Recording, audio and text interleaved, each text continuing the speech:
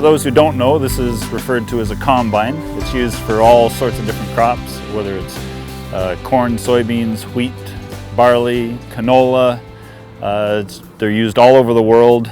This has a grain header on it right now.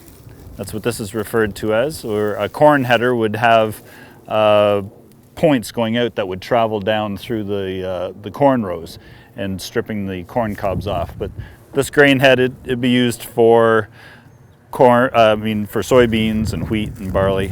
So that's what we have right here. It's 25 feet wide. It's got a sickle knife on it, so it just goes back and forth really fast, and that's what cuts the straw off, feeds it into the auger. The auger feeds it into the combine. Now you notice there's all those tubes that are down. Those are this isn't just a reel, a traditional reel. It's an air reel as well. So through those fingers, there's high pressure air blowing the crop in. It's not so much for a grain crop as for soybeans. I find it really helps in soybeans to help move the beans in. You get less header loss with it. Inside the combine, there's a rotor, which travels approximately from here back probably about a good 3.5 meters.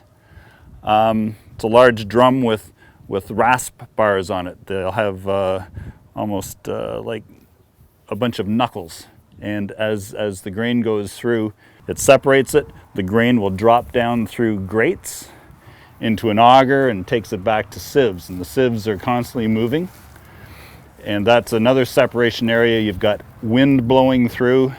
It'll blow any of the straw out of the back, any of the light straw that fell down through the grates.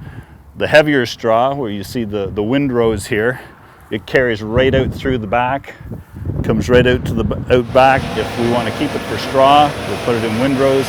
If we want to get rid of it, there's a chopper inside. You can chop it, and then spreaders that go in the back, and it just spreads it out wide, and it just disappears. It'll break down and contribute as a bit of a fertilizer. It's four-wheel drive. You can see in the back here, conditions that we have today in the summer, you don't need the four-wheel drive, but you get into the fall, into a wet year, corn can go into November and December. You're glad that you have four-wheel drive, or you could be stuck.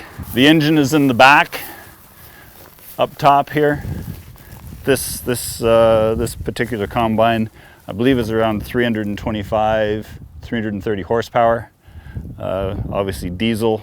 This is the new generation of engines now. It has the DEF with it. The exhaust coming out of this tractor, or out of this combine, the air is cleaner than the air going into it. The auger here, we've seen for unloading into the trucks. The combine holds probably about 7 tons, and we'll unload that in less than a minute. So it doesn't take long to unload.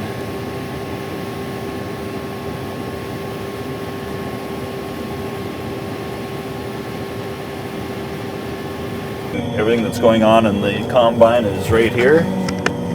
My yields, my moistures, everything that the combine's doing. I can even have cameras on the combine. So this one here is on the end of the auger when we were unloading. So I can see inside the truck to make sure it's not going over the other side. This is a one at the back, so I can see what's behind me and when I'm hooking up to a trailer. And this is actually inside the grain bin.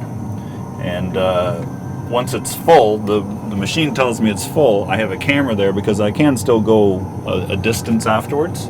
So this just allows me to see exactly how much I have inside the grain bin, because it's up behind me here and I can't see it. So this handle, I have all the controls of forward and back. As I push it forward, the farther forward I push it, the faster I'll go. I can control my auger in and out for unloading. I can control my header up and down from here. I can control it sideways as well for going through hills or over hills and through ditches and things, just to be able to follow the contour better. Over here I can control the speed of the rotor, which the different crops, you want the rotor to go at a different speed. Corn would be at a slower speed because you just want to kind of roll the corn off the cob, and you don't want to damage it. With wheat, you tend to run it a little bit faster. It's a smaller grain that can handle getting beat up a little bit more. Air conditioning, obviously you're inside a glass box, and on a hot summer day it can get awful warm in here. So the hopper at the back, it folds out for in the field, but for when I go on the road, that big top that you can see that the grain goes into all collapses down and folds flat for going down the road, so I'm not hitting any telephone wires or anything as I'm traveling along. And of course I have to have a stereo because I need my talk radio and my classic rock. So this is probably one of the best wheat crops I've ever combined. But given that, you can look out and see it's actually gone down in places. And the year we've had this year, it's been so growthy, and being a heavy yield and some of the heavy rains that we've had, it's caused some lodging in the wheat, which makes it a little more difficult to combine when it's flat like this. But anyways, we'll give it a go.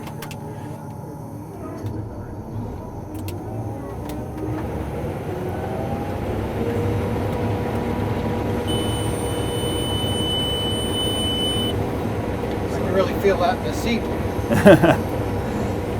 Yeah, so as you see just right here, and this actually used to be this is a neighbor's farm that we rent now, and this area of the field was a pasture for cattle for as long as I can remember, and so the fertility in here is really, really high. It's probably just year after year of manure and manure. So when you get that high fertility, you'll get you'll get bigger yields, but again, you might have an issue of lodging, and that's what we have this year, just because it's been that kind of a year. I'm still trying to calibrate the yield monitor. Now it's telling me that this field is doing 150 bushel. Now it's good, but I don't think it's that good. So I just need to fine tune it a little bit. But my neighbor who has the field right across the road, he gave me a call yesterday when he finished, and it averaged about 120 bushel. So this could be in that same range. So I hope it is.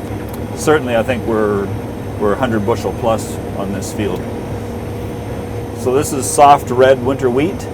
We plant it in the fall, usually in late September, early October. It'll grow up and then it winters over, so it doesn't get killed by the frost or anything. And once spring comes, it just starts to grow again. And normally we harvest it to the middle to the end of July, and that's where we are right now. So straw is a little tough, but we're getting through it, and I can tell even from just half an hour ago that I'm able to make better ground speed. The straw when I started was so tough, I don't think the old combine would have handled it. I think I would have plugged the combine, so I'm glad we got this new one. Our old one was about 13 years old, and so it was a good combine, but it was starting to give us some issues. And I would say a combine like this would list at probably, with headers and everything, over $400,000. Wow. So how long does it take to get your payback out of that? I'd like to think in 5 years. If commodity prices stay high, it'll pay for itself a lot quicker.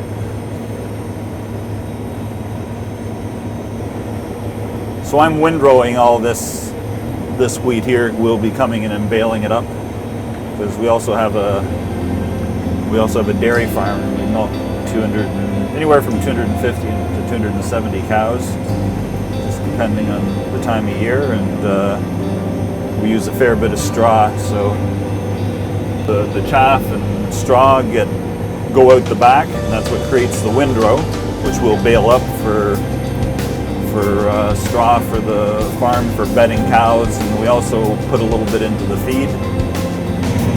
Lucky on our farm, we have a lot of people come, a lot of international tours, and we get into a lot of discussions with dairy farmers from all over the world, and we really are the envy of the world